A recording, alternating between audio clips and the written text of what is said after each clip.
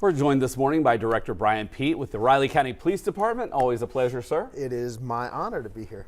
We were just talking about some products that are a concern for law enforcement that are technically legal, but under what you say is a loophole in the Farm Bill, and that it's become an issue for DUI. So can you kind of tell us what these products are and then what's happening with them? Yeah, so we're dealing with an issue currently right now that we have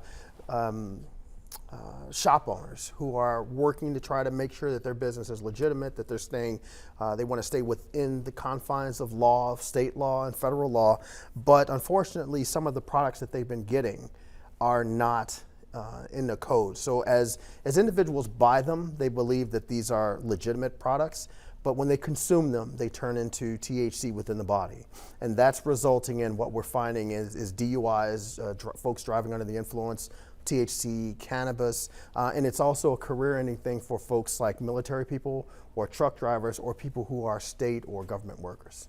So is this something, I mean, it's in stores, they're buying it legally, but then you're saying, so it's not consuming it itself, it's if you end up going, you appear and you're impaired, right? If you're impaired driving because of it. So it's not illegal to consume technically, but if you're driving under, it's like alcohol, right? Like that's legal, but if you're impaired while driving, then that's when you could be arrested. Yeah, it's a mixture of all of it. So some folks or distributors are led to believe that they can sell these products when technically based on state law, they cannot. And then, so we're looking at trying to figure out what that enforcement looks like.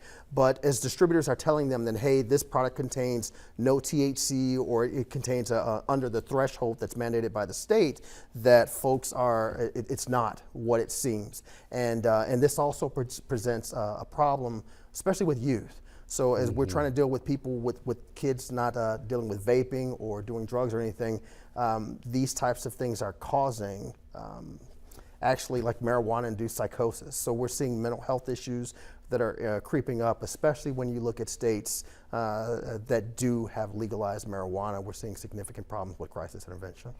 What is law enforcement doing here in the state of Kansas? What are you doing as the director of the RCPD? Is there anything you can do? So we want to work with the business owners to making sure that they're getting the exact product that they expect they're going to get. And then, educating them that they may be able to pursue civil processes because they're not being sold the correct bill of goods.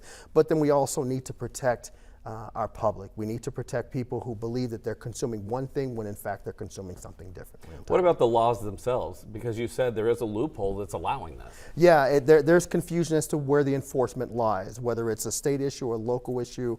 So we're working amongst chiefs, sheriffs, and lawmakers that we're hopefully to address this next legislative session.